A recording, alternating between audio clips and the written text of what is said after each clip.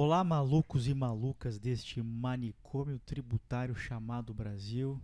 Mais um, são tantos, mais um sábado de luxo aqui. São Paulo, Faria Lima, eu recebo o meu amigo, direto de Nova York, vindo de uma reunião do TI. Ele desce em Guarulhos e me liga: vou dar uma passada aí no estúdio, separa um café pra mim, é lógico.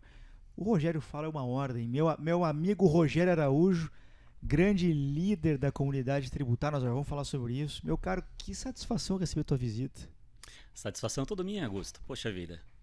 Nossa, eu tô lembrando aqui a primeira vez que a gente teve um contato, que a gente escreveu para a revista a ITR, né? International Tax Review. International Tax Review. Acho que foi um dos seus primeiros artigos pela Volvo e é um meu também um dos primeiros artigos em inglês pela IBM. Aham. E naquele momento a gente fez uma conexão pelo LinkedIn, mas demorou um pouco pra gente conversar, né? Exatamente. A Muito gente foi bom. se encontrar anos depois no Summit da KPMG. Ah, perfeito, é A isso gente se mesmo. encontrou lá. Aquela vez, Rogério, eu É, acho que eu tava na DAF. é DAF, Eu tava verdade. na DAF, É DAF. É. E eu lembro que, inclusive, tinha uma operação da Tetra Pak em Ponta Grossa ali, Aham. tudo, mas na época eu estava na IBM, Sim. exatamente. Muito bom, meu amigo. Você vê como o mundo, né, conspira, se Exatamente. interliga e nós estamos aqui agora. Muito bom. Com Satisfação estar aqui. certeza. Obrigado pelo convite. Imagina. É uma honra, né, receber esse convite. Tá entre tantos amigos da área tributária que passaram aqui por essa mesa. Realmente me sinto muito lisonjeado aí pelo convite.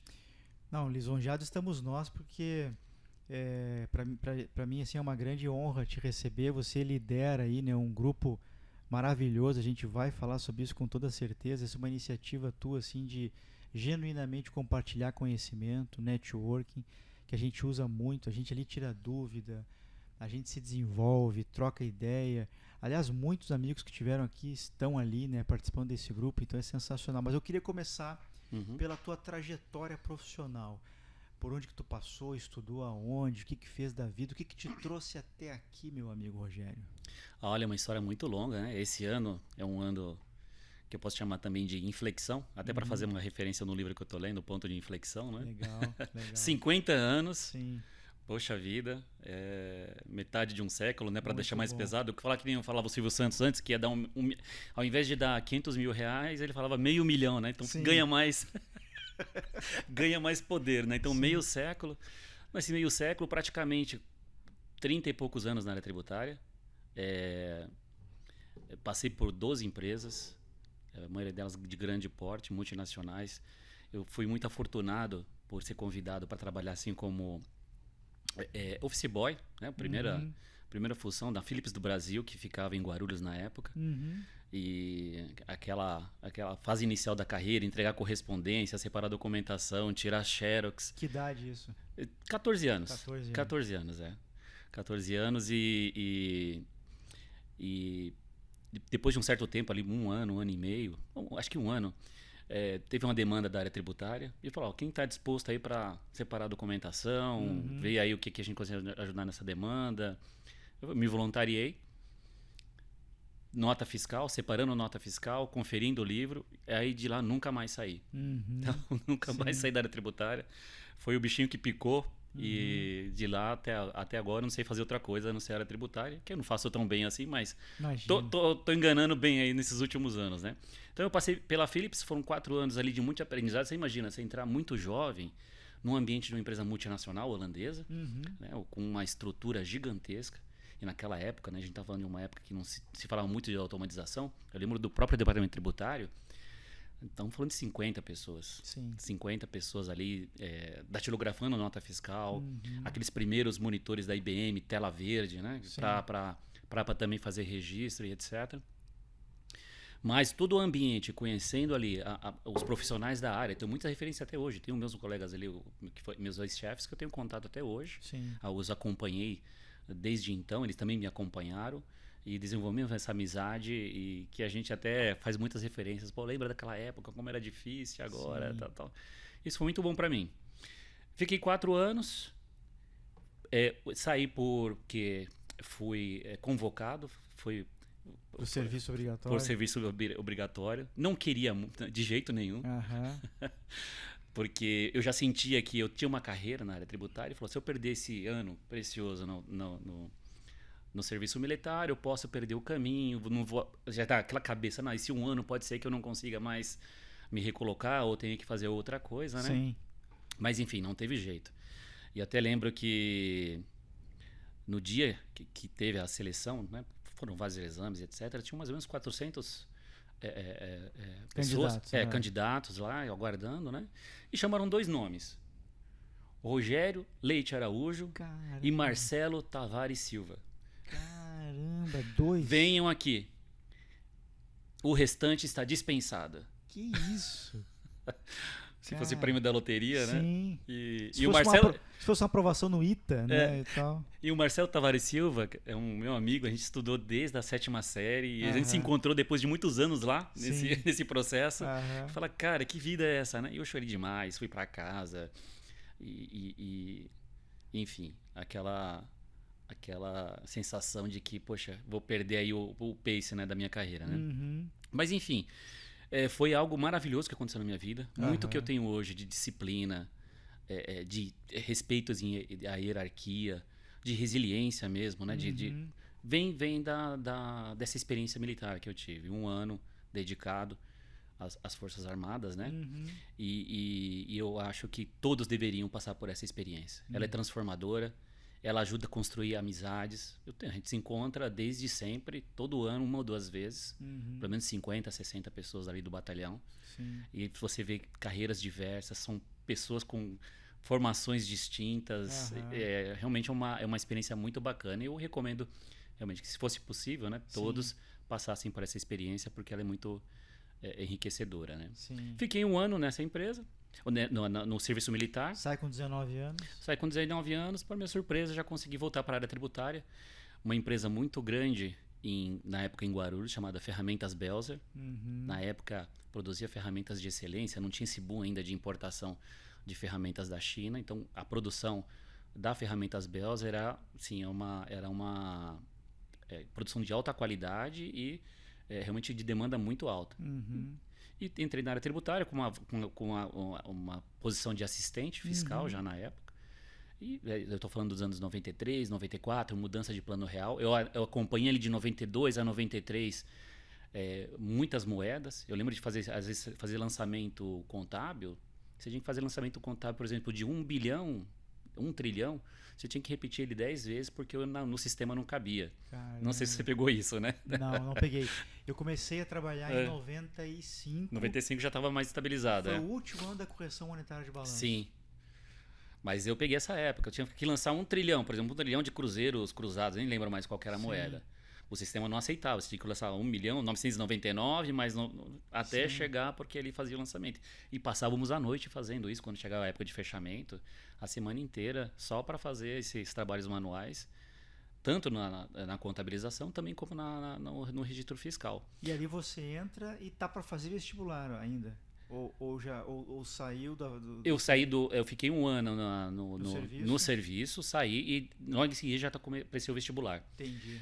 Só que nesse primeiro ano, eu não sabia se ia fazer direito ou contabilidade. O que eu decidi fazer primeiro? Vou fazer um curso técnico de contabilidade, vou ver se é o que eu quero fazer. Sim. E tinha um curso técnico muito bom em Guarulhos, que é onde eu morei boa parte da minha vida, né? Sim. E depois que eu vi esse curso técnico, e eu também acompanhei ali a dinâmica dos professores, porque realmente eu tive professores excelentes, adoravam contabilidade. Eu vi na contabilidade ali como alavancar minha carreira, né? Então, eu fiz contabilidade 1 ano. No ano seguinte, eu entrei na universidade para fazer ciências contábeis, né? E me formei, ainda na época eram 5 anos, né? A formação de ciências contábeis. O que me ajudou muito a desenvolver dentro da própria disciplina na faculdade foi o fato de já trabalhar na área. Sim. Porque eu via a maioria perdido. A maioria sem entender. Eu fui um perdido no início do curso. Foi, né? Sim. Mas a hora que explicava, eu conseguia já olhar e falar, não, isso acontece lá na empresa. E o pessoal até colava em mim, né? Falava, você aqui, você que entende mais, fala, eu faço isso, é o que eu faço. Né? Então, ajudou que nesse momento, o fato de eu já trabalhar na área há um bom tempo, fez com que a universidade fosse de grande proveito para mim. O que a gente não escuta até hoje, né? Porque tem muita gente que passa pela faculdade e fala, pô, não consegui aprender nada. ou não vejo aplicação para aquilo que eu faço, né? Todos os cursos vêm passando por várias ajustes, e acho que isso é muito bacana, a gente está vendo um progresso nesse sentido. Eu como também estou na área de educacional, eu acompanho isso, né? Eu acho que está mudando, está moldando melhor os profissionais para o mercado de trabalho. Enfim, eu fiquei na Ferramentas Belzer por quase 9 anos. Saí de lá como cargo de analista fiscal, sênior, né? Eu era a posição ali, numa transição que teve para uma aquisição da Cooper Tools, né? Que foi uma indústria de ferramenta que comprou a Ferramentas Belzer. Eu decidi sair porque eu já entendia que eu poderia ocupar um cargo de coordenação. E a empresa estava passando por fase de transição, movendo boa parte da planta para para outra cidade e tal. E eu na minha visão, não conseguia ter essa mudança, né? Então, eu entrei numa empresa chamada Amersham na época, Amersham Biosciences, com a vantagem que eu já conhecia um sistema na época que eu usava muito, né? Tinha o SAP já difundindo, né, etc. Mas o JD Edwards na época, eu usei muito na Cooper Tools. Inclusive na parte de implementação, conhecia todos os códigos. Então eu vim bem da parte bem raiz mesmo. Implementação, codificação, etc. Isso me ajudou muito a entrar na Amersham, porque eles estavam implementando o JD Edwards. E depois de um ano de passar por essa implementação, a GE vem e compra a Amersham Biosciences. Então, ali mudou toda a minha vida. Né? Porque quem conhece GE, quem já trabalhou na GE, sabe que a GE é uma escola de líderes. Ela traz uma nova perspectiva, né, para todos os profissionais. Compliance puro. Então, você entende o que é compliance. Você chega a ser até chato. Você fala, tá demais isso. Mas é necessário, a gente vê que é necessário, né? Com toda certeza. Ainda mais a gente que vem talvez de uma cultura que não tinha tão enraizado isso, a gente vê até com um determinado exagero, né? Agora, nessa aquisição que você entra adquirido, isso. Você já falava inglês ali, Rogério? Como é que foi isso aí? Não falava, mas foi o pontapé inicial ali para ver a importância. Na Cooper Tools eu tinha algumas interações, muito coisa assim, muito bate-pronto. Eu tinha meu caderninho lá para me virar. Eu já tinha consciência disso, estudava, fazia cursos de inglês. A gente vê muita gente reclamando que o curso de inglês não forma, etc. E realmente é difícil um curso de inglês dar essa experiência para você. Mas eu tinha uma base. E tinha também aquela falta de vergonha na cara. Então, vamos falar. Se eu errar, errei. Eu vou lá e anoto, faço de novo. E acho que é o que falta um pouco nos profissionais, né? Dar essa cara para bater. A gente sabe que tem, pelo perfil do brasileiro, muitos gostam de desmerecer, às vezes tirar sarro quando você comete alguns erros, né? Então isso acaba inibindo muito, né? Então a GE, eu não tinha esse inglês fluente, né? Mas com o decorrer dos 8 anos que eu passei lá, ela foi uma escola para mim, inclusive no sentido do domínio da língua. Tá? Que inclusive me capacitou para uma outra empresa onde eu ia trabalhar somente com expatriado. Fui trabalhar na Holan, o que hoje quem está lá como Head de Tax é o nosso amigo Márcio Zanon. Você conhece o Márcio Zanon? Sim. Ele está lá. Eu fui o primeiro Head de Tax da Holan no Brasil, isso em 2008. 2008. Eu saí da GE, comecei em 2008 e já entrei na Holan para ser o Head de Tax, trabalhando só com expatriado de ano.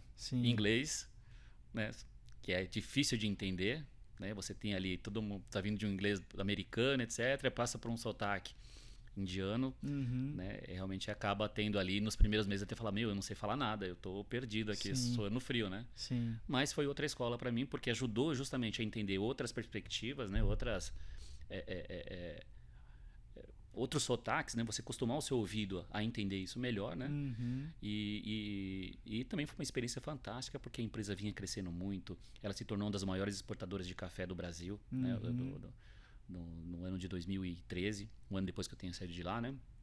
E assim, eu tive experiência até de receber mérito em Singapura pelo desenvolvimento que a gente fez aqui de sistemas, de recuperação de crédito, de regularização fiscal. A empresa começou muito grande, foi abrindo filiais sem aquele compliance, sem uma observação ali de sistemas e etc. E eu entrei ali para realmente colocar a casa em ordem, né? E isso me custou bastante caro, né? Eu lembro que na época eu devo ter engordado uns 10 quilos. E também, fazendo exame médico, o médico falou assim para mim, é o seguinte, eu te dou uns 3 meses, se você não melhorar, você vai tomar remédio. Aí daquela época para cá, eu decidi primeiro mudar, né? Porque aquela realidade não ia mudar tão cedo, né? Trabalhar muito, dormir pouco, ligações, comer pizza. ligações sábado, domingo. Sim. Quem trabalha com commodity agrícola parece um mercado financeiro. Só precisa vender agora arroz, porque senão tem que fazer o hedge, aquela correria, né? Então, eu decidi sair, primeiro para cuidar da minha vida e também para um novo desafio que realmente continuasse alavancando para a minha carreira, né? Sim. E eu fui para uma empresa que eu tenho uma admiração muito grande, na época Electro, né? Foi adquirida pela Neo Energia. Foi até onde eu conheci meu amigo Márcio Fernandes. Ele palestrou para a gente aí no último Teua Meeting, né? E ele é o escritor do livro, um dos livros que eu faço referência aqui, que é o Felicidade dá Lucro, né? Sim, ele é um grande líder. Ele teve na Volvo dando uma palestra incrível também, um pouco antes da pandemia. Sim. Ele é muito bom. Muito bom. Não, eu trabalhei com ele, a gente viu ali o dia a dia como era. O desafio ali de trabalhar, né, com sócio espanhol, né? A gente sabe como, às vezes, a cultura ali, você tem que entender muito bem como funciona a dinâmica e ter nervos ali para controlar, né? Sim.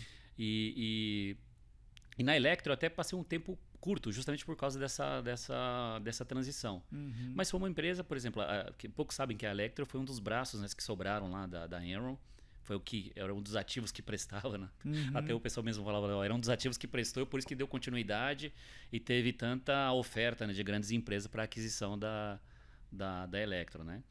E aí teve essa transição, um pouco de insegurança se ou não acontecer, bom, eu resolvi sair. E passei 1 ano e meio, fui para a IBM. Sim. 1 ano e meio de Electro, né? E aí recebi a proposta para trabalhar na IBM. Sim. Na época como head só da área de indiretos. Como se fosse pouco, né? Hoje Sim. a gente está falando da área de indiretos. Exato.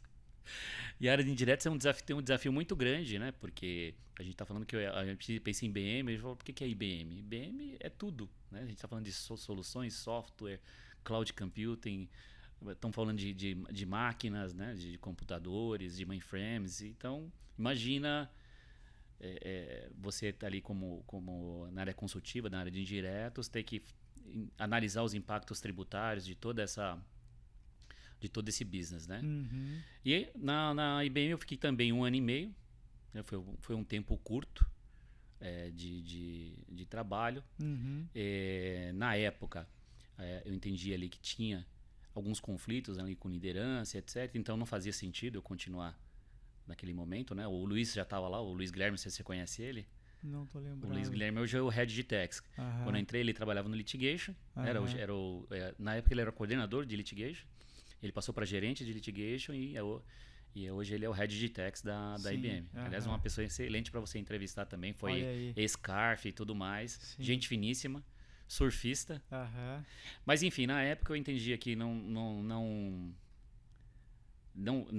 estava coadunando, né, as ideias junto com a liderança. Eu decidi sair.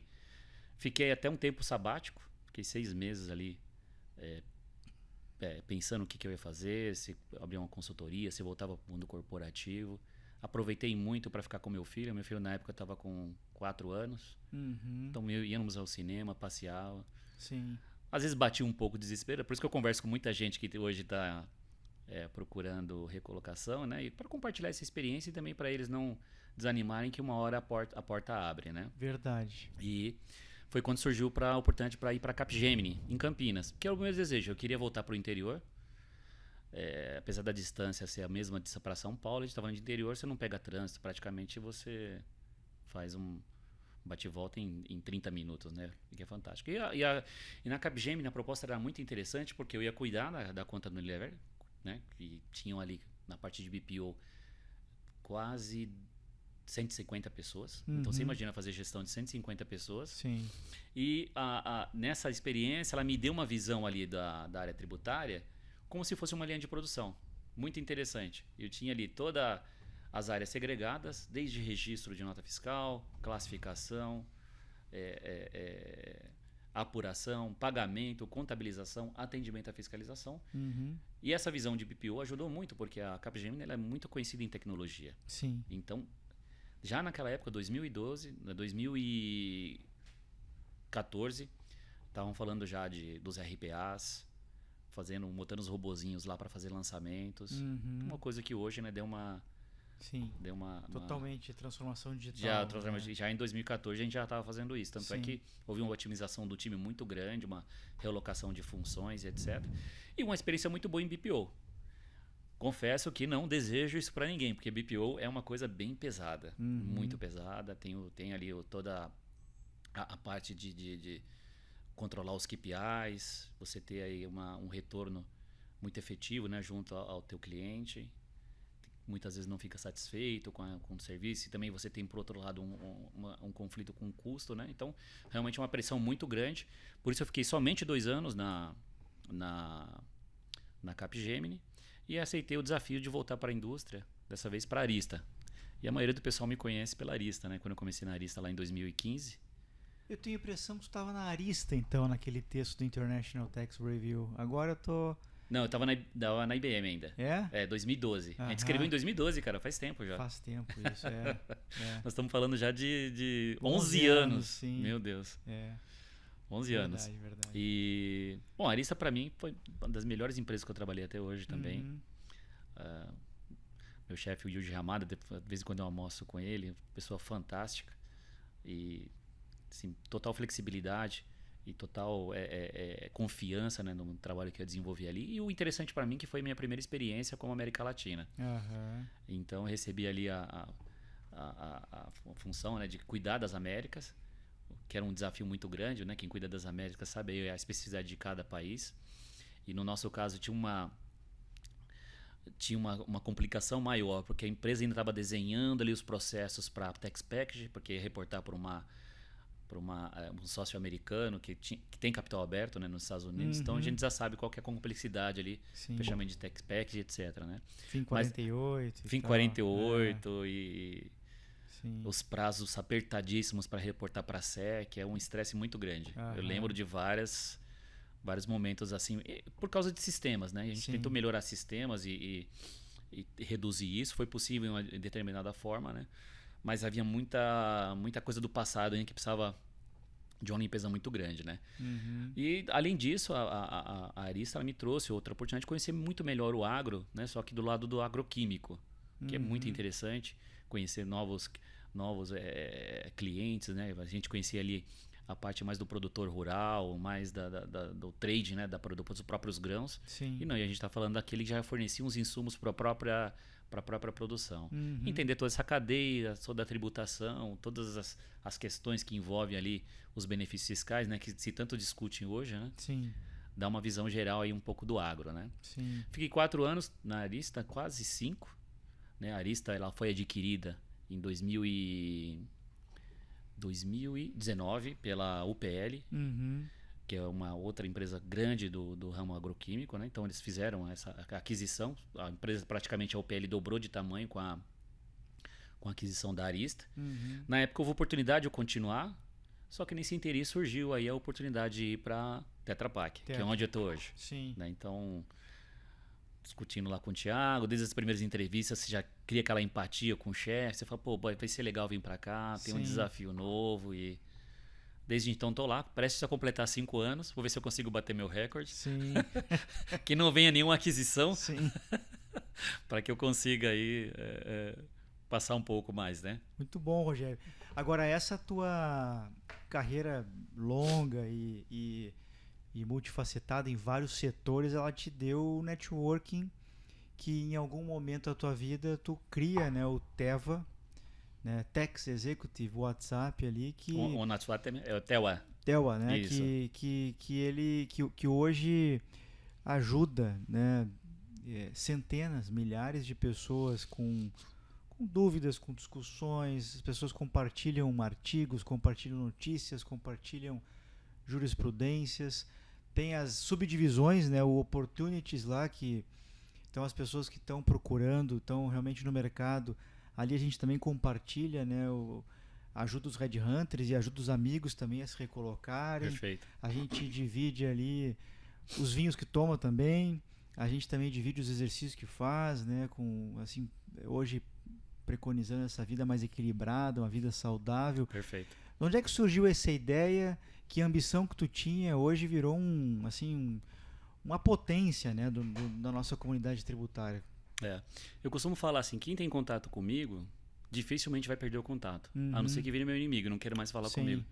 Eu tô falando do meu chefe lá na Philips, o Romeu, se ele estiver Aham. me ouvindo. O Zé Sim. Roberto também, que trabalhou um bom tempo na Flextronics, né? E ele tá numa outra empresa agora de maquininha de cartão de crédito, né? Sim. É, mas eu nunca perdi o contato. E a gente já fazia essas interações, sem ter nome e tela, né? Mas eram as pessoas próximas. Então, vamos ligar o meu amigo Itamar, que hoje está na Flextronics, né? Nós começamos junto na Philips, inclusive. Itamar Cunha, não? Não, esse é o Itamar Cruz. Cruz, tá. Isso, temos 30 e tantos anos de amizade. Começamos junto lá na Philips. Até Aham. hoje. Ele tá lá na Flextronics, lá como diretor de techs. E a gente falava, vamos fazer uma reunião aqui, você entendeu o que você entendeu da lei e tal. E a gente acabava tirando um sarro do outro. Falava, você não entende nada, cara. Sim. Putz, se a gente depender da gente aqui para chegar a alguma conclusão, nós estamos. Sim. E era esse ambiente descontraído, né? De humildade. De também. humildade, de leitura, de compartilhamento, que foi aumentando na medida que eu fui passando para outras empresas. Sim. Eu falava, pessoal, a gente costuma discutir aqui, troca algumas mensagens por e-mail na época, etc, etc. E foi aumentando, né? Foi aumentando. Organicamente, eu posso falar que tem de quem trabalhou comigo umas 40, ou trabalhou e estudou comigo umas 40 pessoas, né? Mas depois que veio o Deve ter alunos também, né? alunos, sim. Seus. Eu comecei a dar aula em 2006. Uhum. Então de lá para cá também, não sei quantas turmas aí de graduação, MBA, até curso técnico, né? Sim.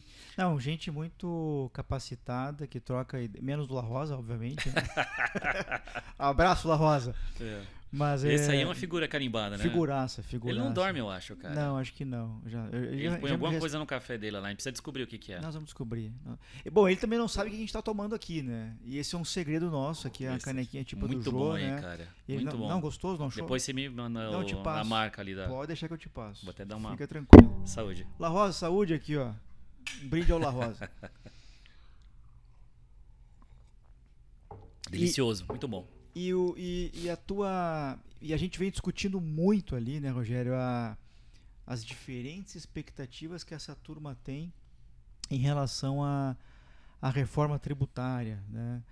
E aqui não quero discutir pormenores, o que você acha da liga, tudo, mas qual a sua expectativa, vai, como cidadão, como executivo, o que vem por aí? É assim, eu já fui mais otimista. Aham. Mais otimista. Você falar comigo no começo do ano, ali entre as aprovações e tudo mais, eu fui mais otimista. Mas vendo o emaranhado que estão criando, o número de exceções que se está criando, e a gente passar por isso por uma transição de 8 anos, eu estou bem temeroso. Sim. Bem temeroso. Eu não... Mas tu acha que a gente consegue produzir algo pior do que a gente já tem? Eu tô achando que a gente está caminhando para esse caminho. Ah, é? É. Interessante. Tá caminhando para esse caminho. Eu sei que muitos gostam de dizer, não, é a reforma Possível. factível, possível, etc. Mas é só ver o clamor de todas as classes quando sai qualquer nova medida. E o receio de que isso dê uma escalada na arrecadação gigantesca, né? Se fala em trava e etc., mas há uma desconfiança muito grande, né, de que essa trava seja respeitada. Então, e sem falar da própria complexidade, nós estamos falando de tributo que vai ter ali o seu compliance e a gente vai ter que carregar isso por 8 anos até que o ICMS seja extinto, né? PiscoFins está falando de mais um ano, etc. Como a gente vai coordenar isso? Vamos ter mais gente? A gente vai conseguir convencer o headquarter de que vai ser necessário? Sistema que a gente tem agora, será que vai ter que mudar?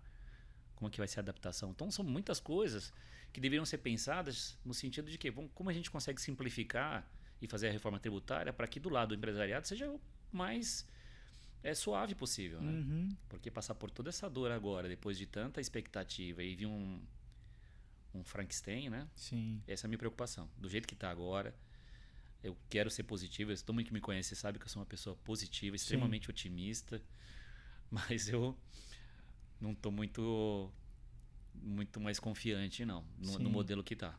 Sim. E, meu caro, eu tenho feito uma pergunta aqui para os convidados, que é a seguinte: sem dúvida você é uma liderança, né, da área tributária no Brasil, mas a minha pergunta é para dentro da catraca da Tetra Pak. Se eu perguntar para o seu time lá, né, que tipo de líder o Rogério é, o Rogério tem uma pista sobre isso, ele recebe um feedback, uma avaliação 360, o que tu acha que eles vão responder? Minha percepção é que eles gostam muito de trabalhar comigo. Aham. Inclusive, todos estavam comigo lá no evento da Nefac, semana retrasada, né? Sim. Semana passada? Não, semana passada, né? Sim. Inclusive, o assunto foi sobre liderança. Né? Eu tava com o André lá da Riachuelo, tava com o Roberto Fragoso também. Sim. Então, o Wayne da UI. Não sei se você conhece o Wayne. Conheço. Então, Conheço o Wayne. O Wayne esteve conosco no Tech School do Marcelo Brasil. E eu falei que era outra pessoa excelente para você também. Sim. Queria entrevistar. E o Roberto é o vice-presidente de techs da... E meu aproximamento do Roberto, na verdade, ele se aproximou e a gente teve esse estreitamento tem uns 2 anos, né? Sim. Cara fantástico. Sim. Cara fantástico. Eu gosto muito de pessoas. Então acho que dá pra ver pelo próprio Teua, né? Gosto de desenvolver pessoas. Penso lá no plano de carreira. Eu penso no plano de sucessão. Eu quero que as pessoas lá, o Rogério vai ter que sair ou vai ter que subir daqui. Quem que vai assumir? Uhum. Alguém de dentro. Então, eu acho que até discutindo lá com os meus colegas da América Latina, praticamente eu tenho já quem possa Sim. assumir a posição. Então, e tem outra coisa que eu gosto muito, se divertir. Vamos trabalhar e vamos se divertir. Uhum. A gente, sim, foi minha escola nos anos 80, nos anos 90. Sim. Tinha ali aquela pressão, aquela carga de trabalho excessiva, né, por trabalhos muito manuais ainda, muito rudimentares na época, né? Sim. Mas que não faltava o componente alegria, né? O componente de tiração de sarro, Sim. bom humor, que ajudava ali justamente a criar essa conexão. Sim. A você se sentir parte do grupo, né? Sim. Eu respeito muito todos, né? Eu sou uma pessoa que ouve bastante. Sim. Gosto de entender ali as aflições, né? E as necessidades de cada um. Então eu acho que eles me veem dessa forma, né? Eu tenho essa percepção, eu sinto o carinho que eles têm por mim. Sim. Não só por onde eu passei, né? Onde eu estou hoje, na Tetra Pak, mas por onde eu passei. Assim, assim, uma coisa muito marcante, assim, de quando eu tenho que me despedir até todo mundo chorar, aquela... Sim, sim. Então, eu também, né? Porque eu já estou chorando fácil, Sim, né? Então, sim. Somos dois. Então eu não gosto nem de muito desse negócio de despedida, porque senão eu não seguro. Sim. Eu tento ser isso. Eu leio muito sobre liderança, como eu posso melhorar, como eu posso ser uma pessoa mais inclusiva, prestar atenção naquilo que não é dito, né? E tá ali, às vezes, olhando a necessidade. Eu incentivo muito a equipe a estudar. Precisa fazer treinamento fora, vai. Eu vou aqui me dedicar metade do dia num webcast, vai. Então até a gente coloca a meta lá de pelo menos 50 horas por ano, todo mundo fazer alguma coisa. Eu incentivo muito a sair. Sim. Que é surpresa pra mim que eu ouço muita gente comentando: meu chefe não deixa. Eu também ouço isso. Cara, eu acho incrível. É uma tremenda burrice, né? A pessoa vendo uma discussão desses fóruns com um monte de ideia para facilitar. Sim. É uma tremenda burrice, né? Porque aquele dia que ele acha que supostamente ele está perdendo para a pessoa não estar produzindo ali, ela vai voltar 3, 4 vezes mais produtiva com novas ideias, né? Sabe que eu tenho mentorados, Rogério, que me falam que... Eu tenho um princípio na mentoria que eu não divulgo os meus mentorados. Mas eu digo para eles, vocês fiquem à vontade se quiserem divulgar que estão sendo mentorados por mim. Nesse momento, não sei quando vai ao ar esse episódio, eu tô com 14 mentorados. E do Brasil todo, né? E alguns me dizem isso. Sabe, Augusto, que eu nem tô abrindo essa informação, tô pagando na pessoa física. Sim. Porque eu não quero que meu chefe fique sabendo. Que coisa, né? Ele vai me desencorajar, diz que é uma bobagem. E eu concordo contigo, é uma grande burrice isso, né? E tem muita assim, gente. Tem muita. É incrível como a gente ainda consegue observar isso no mundo corporativo. Sim. O que faz muito mal. Quando a gente começa a conversar, assim, nós temos um núcleo muito privilegiado, né? Nós estamos falando com grandes empresas e a maioria delas tem esse perfil, ou até porque a gente impôs isso também, né? Porque tem muito líder que se acovarda, né? Sim. Ele fica na dele, segue o by the book e não amplia os horizontes, né? Mas a maioria do que eu invisto tem ampliado isso, né? Você é um exemplo, né? Tem outros colegas que são um exemplo nesse sentido. Sim. Mas quando você amplia esse nível de discussão para outros colegas, você vê como ainda está no tempo das cavernas. Sim. É incrível. E isso é muito prejudicial. E a gente acaba vendo isso no mercado. Sim. Gente com falta de capacitação, de conhecimento. Sim. Às vezes, pessoas que participam assim, de fóruns, discussões do TEL, às vezes mais aberto, falam, poxa, eu nunca vi um grupo tão aberto, tão perto. Gente, tem tantos grupos, tem tantas oportunidades e a pessoa está presa lá no escritório Sim, sem saber o que passa no mundo. Imagine a gente sem saber o que passava, sem ter referência verdade. de como as outras empresas trabalham, do que elas fazem. Você está preso no mundo sem saber o que está acontecendo. Verdade. Sem saber se você tá too much, se está faltando alguma coisa.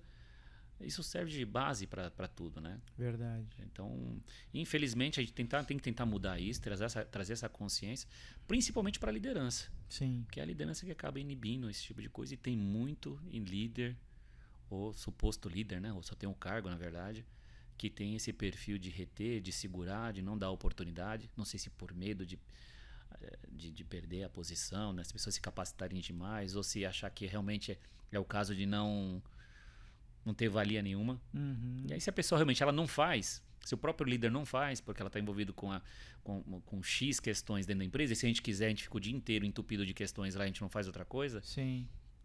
então realmente não vai ter valor, né? A gente que tem que buscar esse tempo. Com Como é que eu estou certeza. aqui fazendo isso? Como é que eu arrumo tempo na semana para fazer uma palestra lá na Anefac? Como é que a gente arruma um tempo para conversar com o pessoal do TEL?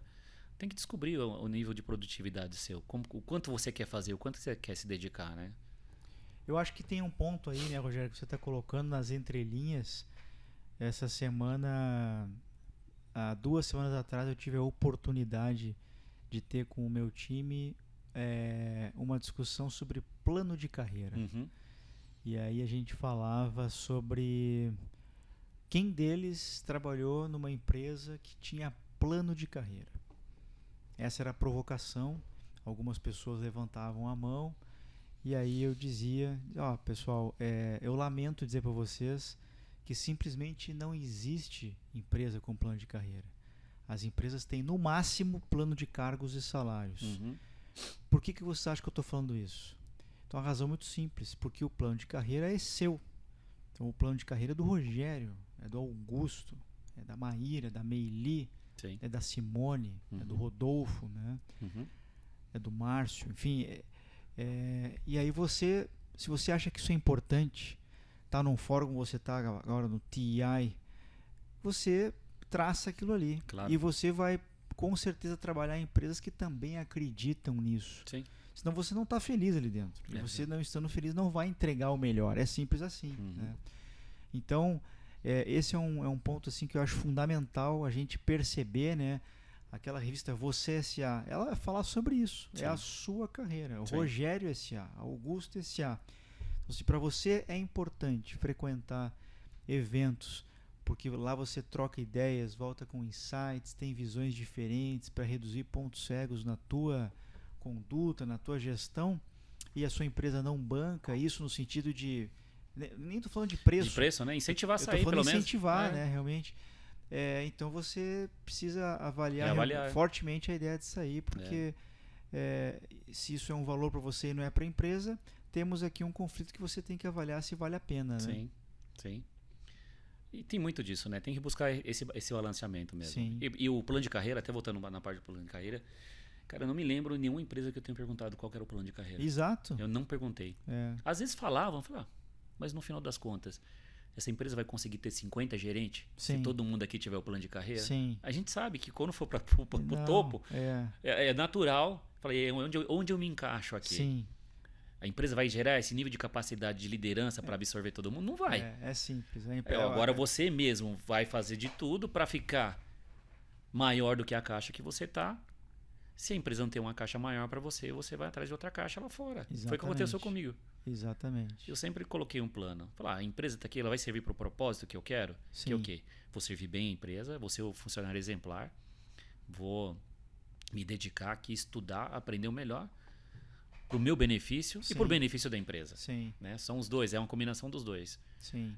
Chegou um momento, e aí, qual que é o plano de carreira? Você mesmo tem que saber como é que é a estrutura da empresa. Vão criar cargos para satisfazer uma vontade sua? Não vai acontecer isso. Sim. Né? A não ser em raros casos, né? Mas não vai acontecer isso. Então você tem que buscar isso. Acho que a maioria, assim, boa parte da liderança que eu conheço hoje, falando de liderança de diretoria financeira, tem essa noção.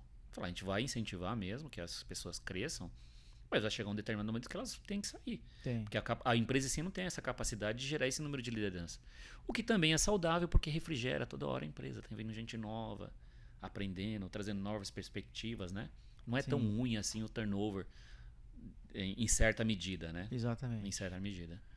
Exatamente. Agora, a carreira ela é uma pirâmide, né? Ela não é um paralelepípedo. Então, quando você pensa isso, qual é que vai ser o seu diferencial para o próximo nível, né? Aquilo que a gente discute muito em liderança. O que te trouxe até aqui é o que vai te levar para os próximos passos? Sim. Resposta: não, não é. Sim. Né? Então, simples assim.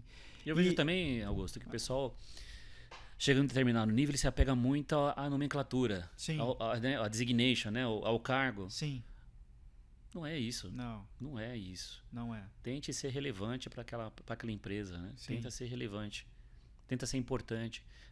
Se você está sendo incluído nas decisões de negócios, Sim. mostra que você tem importância. Sim. Então, isso já é para mim é um diferencial. Se você é apenas aquela pessoa que fica só sabendo do que acontece e executa, Sim. é um sinal ruim. Com certeza. Né? Mas se você está sendo incluído, independente do cargo, né?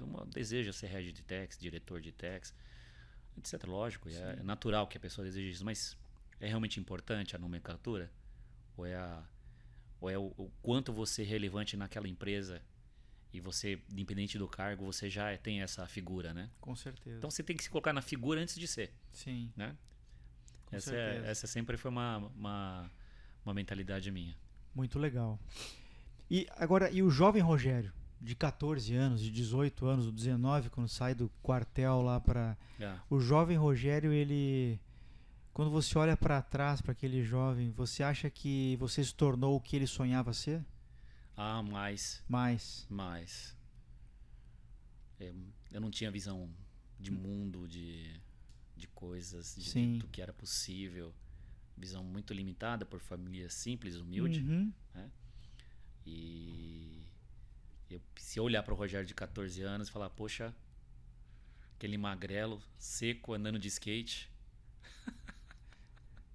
Sabe que a Simone teve aqui e sem vocês se combinarem, apesar de terem se cruzado aqui no nosso café, né, na sala anexa aqui, ela respondeu a mesma coisa. E eu também tenho a mesma impressão.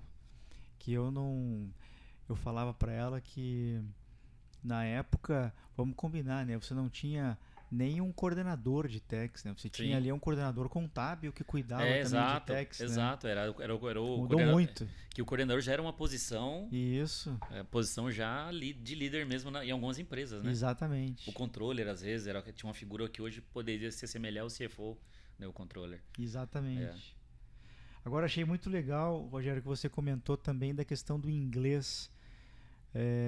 Voltando um pouquinho à questão do inglês, você faz uma crítica com a qual eu concordo muito. Por que será, né, que a gente vai em fóruns internacionais ou mesmo tendo estudado um ESL no exterior, você vê que é sempre um brasileiro mala que está te corrigindo ou te sacaneando porque você de repente errou uma conjugação, né? Porque o estrangeiro, e o Marcelo Brasil fala muito isso, né? O Marcelo Brasil mora em Londres, tem o inglês premium, né? E ele fala muito isso. Fala, o gringo, ele quer que você se comunique. Claro. E ele dá muito valor que você está fazendo o seu melhor para se comunicar na língua dele, porque ele não teve a capacidade de falar português. Então, é sobre isso que a gente está falando.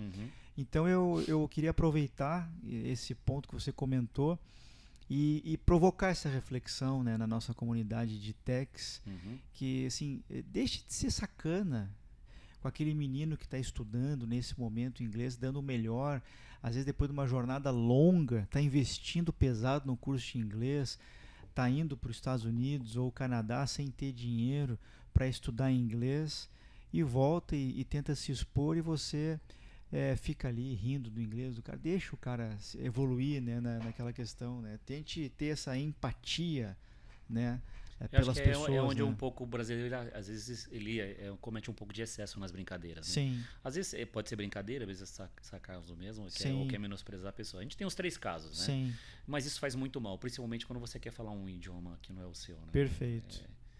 O idioma por si só, ele gera muito. Eu lembrava das minhas vezes que tinha que falar a primeira vez com alguém no estrangeiro, soava frio assim. Isso. Soava frio, mas Deus, se ele fizer essa pergunta eu não souber responder. Isso. E você não dorme, são dias e dias sem dormir. Então é assim, quem tá ouvindo aqui achar que hoje eu converso, não tem problema. Sim. Né? Mesmo que eu não entenda, eu vou lá e tento contextualizar. Você tem já os mecanismos ali para você não passar vergonha, pelo menos, né? Sim, sim. Mas é importante a gente incentivar isso, né? Isso. A pessoa saber que realmente os primeiros passos ali é difícil. Sim. É coração no pescoço aqui, ó, né? E você tentando ali transpor aquela barreira. Exatamente. Porque a gente tem medo de ser julgado, né? De passar vergonha do que os outros vão falar da gente. Sim. Eu acho que não tem nenhuma outra área que eu conheço na área de negócios, dentro da empresa, que seja mais... talvez se apresentar em público seja pior. Sim, né? Vamos colocar o inglês. Sim, sim. Vamos colocar o inglês como segundo. Isso. Que gera mais estresses, mais assim, noites sem dormir. Isso. E não só pela dificuldade em si, mas também pela própria pensamento do que as pessoas vão pensar do teu idioma, né? Exatamente. E normalmente isso aí, a pessoa não consegue, não sai, atrava. E tem que ter um processo ali de ajuda, né? De contribuição. Isso. E eu acho que assim, eu faço uma coisa muito bacana com todos os times que eu trabalho, é trazer texto, a gente faz lá uma leitura, explica aí, explica desse jeito. Da próxima vez você vai apresentar, tá bom? Você vai apresentar um slide. Sim. Muito legal. Já quebra essa barreira. Se ele fizer alguma pergunta e você não entendeu, eu tô ali no backup. Lógico. Sensacional. Sem crítica, sem nada. Sensacional. Então você quebra essa barreira. Muito bom. Então isso ajuda bastante. Mas tem que ser a liderança envolvida, cara. Tem que gostar de pessoas. Tem que ter empatia. Né? Você tem que deixar algum legado, né? Sim. Qual que é o motivo de você reter tudo pra você? Exato. Né? E no final das contas, como você vai ser lembrado depois, né? Eu acho que é importante você ter esse depreendimento, essa vontade, né? E ver aonde as pessoas ali elas realmente passam dificuldade e tentar suavizar a vida delas. Sim. Às vezes a nossa vida não foi suavizada. Eu confesso pra você que eu recebi muita pancada, né? Eu foi também. Difícil. Sim. Eu falo, mas por que eu tenho que fazer a vida do meu colega mais difícil? Não. Eu costumo dizer, ontem eu estava dando uma palestra para os jovens do programa Garra, que é um projeto social muito lindo da Bravo, né? E eu falava para eles que a gente não precisa replicar maus comportamentos. Basta que você, se tiver já em vias de ocupar uma posição de liderança, feche os olhos, faz uma reflexão, tente lembrar como é que você se sentia quando você era maltratado. Verdade. E aí tente quebrar essa lógica. Agora você vai fazer diferente, vai fazer com que as pessoas se sintam melhor. Aquela frase que eu gosto muito de as pessoas podem ficar alegres quando você entra numa sala ou quando você sai dela. E a escolha é sua. É verdade. É verdade. Eu acredito muito nisso. E olha, é incrível o quanto a equipe ela desempenha, ela entrega quando ela tem essa leveza. Sim. Quando ela tem a liberdade, quando ela se sente responsável pela parte do processo. Cara, assim, o líder, na verdade, se ele aprender a fazer isso, ele vai ficar com mais tempo ocioso para coisas mais importantes. Sim. Né? Ele vai ter uma operação que entrega assim maravilhosamente. Com certeza. É ser inteligente. Para mim é ser inteligente, usar as pessoas, não usar, né? Mas ter essa gestão dessa forma, né? Sim, exatamente. E você faz isso muito bem, Rogério, porque eu lembro que no meio de uma pandemia eu tive a iniciativa junto com o meu time, da gente criou lá o Techstars. Sim. E a gente convidou grandes nomes da área tributária brasileira para falar conosco durante uma hora, falar sobre trajetória, inspirar as pessoas. Sim. E todo mundo falava conosco de casa. E eu lembro que você, né, foi lá, nos atendeu de casa e tinha ali as suas guitarras penduradas ali atrás, muito legal. Eu queria aproveitar essa deixa. Primeiro para te agradecer mais uma vez, né? Opa, foi um prazer falar. A gente tá contigo, é sempre muito inspirador, mas verdade. Quem é o Rogério que não tá no LinkedIn, além do guitarrista? Guitarrista? Bom, o guitarrista na verdade foi uma aventura. Eu comecei uns 13, 14 anos. Sempre gostei muito de música. Sim. Sempre gostei de muitos artistas e muitos cantores que têm aí a guitarra, né, como seu instrumento e muita vontade de tocar. Sim. Né? E falei, comecei a fazer que você gosta? Gary Moore, Steve Ray Vaughan, tipo isso? Todos. Anos 80 e 90. Sim. até ali a metade dos anos 90. Sim. São Muito todas bom. referências, né? Sensacional. Até o grunge, né? Vamos colocar aqui, talvez Sim, até o lógico. grunge. Depois alguma outra coisa tenha saído ali, mas Sim. que dá pra ouvir ainda, né? Aham. Mas são referências pra mim, eu gosto muito. E eu comecei a estudar, me dedicava assim 4, 5 horas no sábado né, como professor, Uhum. treinando muito, pegando música, aí fui pegando o gosto. Mas, olha, assim, realmente tem que ter muita... Persistência. Tem. 1 ano você não tá tocando nada. Aham. Nada. Você fala, não, acho que não é pra mim. Sim. Aí eu falei assim, sabe de uma coisa? Eu vou continuar fazendo, mesmo que eu tenha que fazer só o exercício, pra mim já tá gostoso. Sim. E Sabe que o Rodolfo falou um negócio interessante Ah. aqui pra mim. Ele falou Ah. assim: eu amo surfar. Eu não surfo bem, mas eu amo surfar. Então é um pouco isso, sim, né? Igual o tênis, é igual a mesma coisa. Eu também peguei paixão pelo... Até porque eu nunca me dei bem em nenhum esporte, né? Sim. Futebol sempre é uma negação, Uhum. né? Basquete nem se fala. Vôlei também, um fiasco. Uhum. Deve ser por isso que hoje eu tenho um joelho bom ainda, né? Meu joelho tá zeradinho. E eu jogo tênis. E eu Sim. comecei a fazer aula de tênis também. E um esporte que eu me identifiquei. Sim. Mesma fase. Foi uma fase um pouco de inflexão na minha vida, uns 14 anos atrás, sabe? Uhum. 2012, 2013, né? Um pouco antes, né? E aí eu comecei a fazer essas coisas. Falei, talvez estava chegando aos 40, né? Uhum. Sei que não, tá na hora de você Sim. rever aquele sonho, né? E eu comecei a fazer essas coisas, né?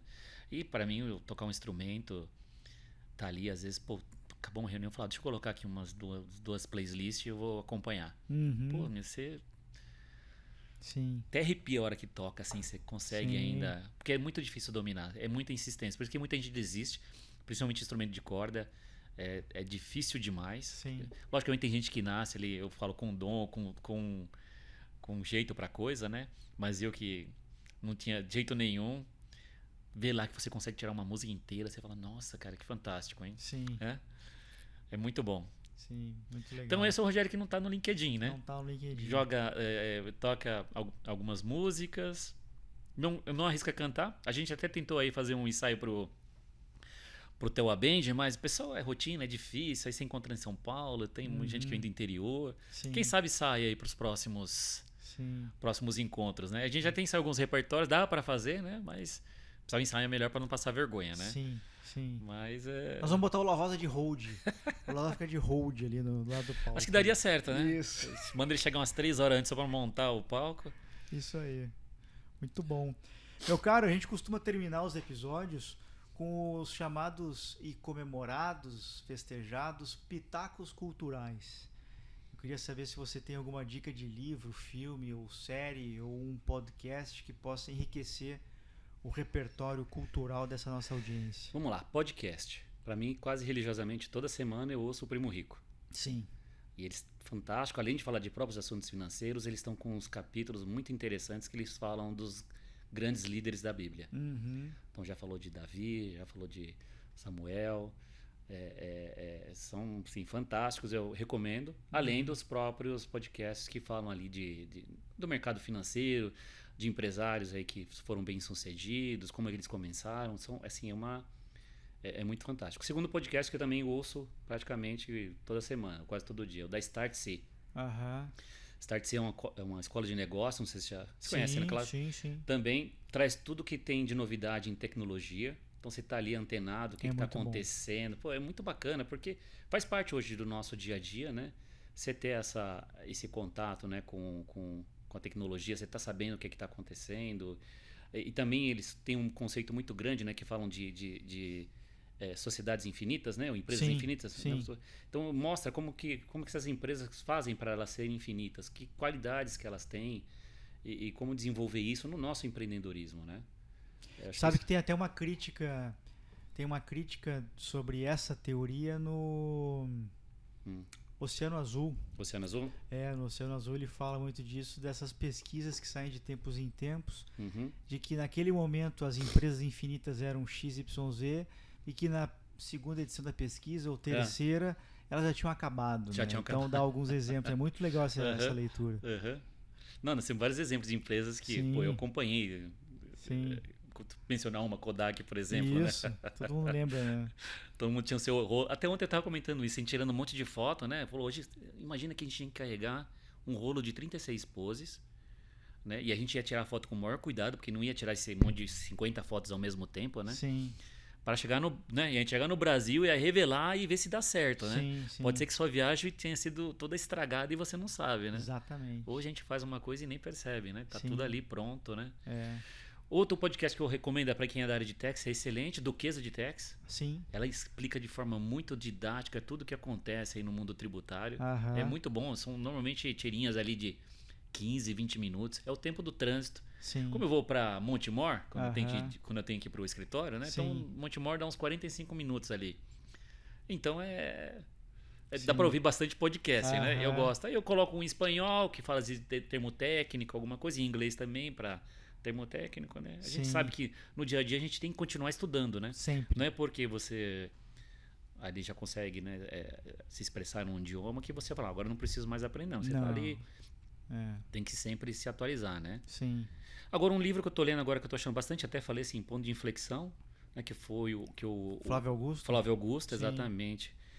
E mostrou ali as diversas decisões que ele teve que tomar na carreira, né? Sim. E que sempre passou por um momento de flexão, Sim. que eu acho que, de certa forma, eu já passei por alguns e eu tô passando por um outro agora também. Já chegou da parte do bungee jump lá, que ele fala... É no início do livro. Que ele tem que se atirar Tem que lá. se atirar, exatamente. Então, e aí ele falou, será que eu vou? Não vou? E no Isso, final, exatamente. se eu não for, vai ser aquela... Você já tinha expectativa que você seria a pessoa mais... Exatamente. Aí ele se baseou na pessoa que foi antes e passou Isso, uma vergonha. E falou, isso. e no final foi a maior experiência, né? Não recomendo Aham. pular de bungee jump, tá? Sim, Aliás, porque eu não faço nada que eu tenha que assinar lá o que é risco de vida, né? Eu prefiro correr risco com o pé na areia Sim. e uma caipirinha, tá tudo bem, né? Sim. Certeza.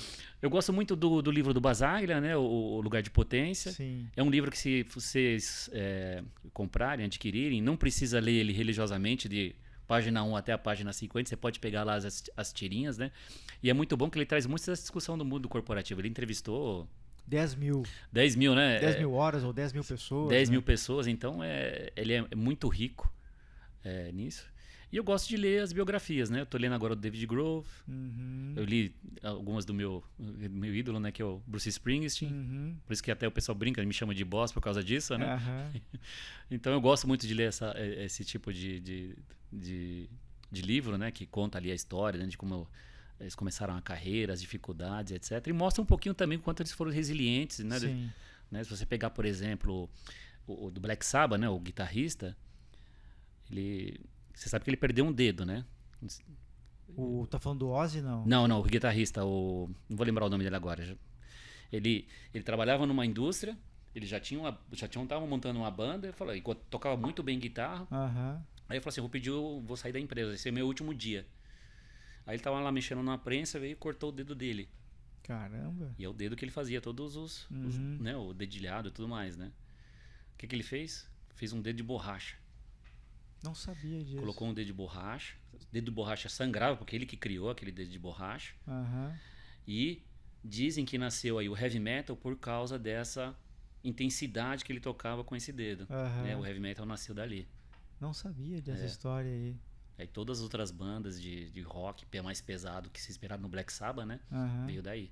Esse é o legítimo pitaco cultural, não sabia disso. Muito Mas é legal. interessante. Se você ler do David Grove, que ele conta desde a história do Nirvana também, cara, fantástico. Vê ali, ó, como que a mãe dele influenciou também, ela ser baterista e tudo mais. É Sim. muito, muito bacana. E como que, depois de ter passado pela morte, né, do Kurt Cobain, como Sim. eles Se reinventou, se né? reinventaram e se tornaram uma banda, né, Sim, monstruosa, né? sim. É o cara que participou de 2 bandas monstruosas, né? Se for pensar bem, né? Sim, certeza. Mas é muito bacana. Então é essa aí. Tem bastante coisinha e que envolve música, realmente eu gosto bastante. Muito bom, meu caro. Rogério Araújo aqui conosco. Só tenho a te agradecer pela tua generosidade, pelo teu tempo, chegando aqui de uma viagem internacional. A gente sabe como é que funciona, Guarulhos. Eu adoro viajar, mas eu costumo voltar das viagens um pouco mal-humorado, que tá cansado e tudo. Eu imagino que você deve estar cansado, louco para ver a família. Imagine eu, que veio na classe econômica e sentou Sim. um guarda-roupa do meu lado. Sim. O ombro dele ia até a metade do meu peito aqui, ó. Sim. Não dormi. Obrigado aí pela tua generosidade, pela tua agenda. Obrigado. E você deveria valorizar o Rogério, que vem aqui de uma longa viagem, clicando aí no joinha.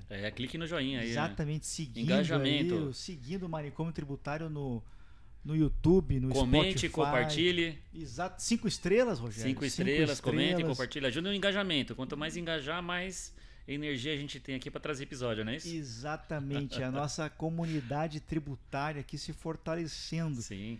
E você pode me seguir nas redes sociais. Augusto Flores Oficial. Estou no LinkedIn, estou no Instagram, estou no Facebook. O meu website é www.augustoflores.com.br. Você pode me mandar mensagem no WhatsApp, eu recebo muito feedback bacana, que é o 41995693841. Você pode também comprar o meu livro Manicômio Tributário na editora Viseu e também na Amazon. Logo teremos aí o novo livro, Cartas a um Jovem Gestor Tributário. Já passou na fase de copy desk, já estou na última revisãozinha ali dele. MTX Educação, trazendo o mercado para dentro da sala de aula. Você não vai ter aula com mestres e doutores e catedráticos, mas você vai ter aula com quem resolve no dia a dia corporativo, sem enrolação. Cursinhos de 2, 3, 4, 6 horas, vai na veia, direto ao ponto. E um agradecimento sempre muito especial. O Rogério falava aqui da complexidade que é o BPO. E eu queria agradecer a Bravo, minha patrocinadora master, que é uma Textec, que tem 10 anos de mercado e atende cerca de 6 mil CNPJs no Brasil todo. Você faz um contato lá com eles, seja clicando nesse QR Code que está aqui, tem uma landing page da Bravo, seja mandando um e-mail também para o manicomiotributário@bravocorp.com.br para discutir BPO contábil, fiscal, folha, transformação digital. O pessoal vai ficar muito feliz de te atender por lá. Muito obrigado.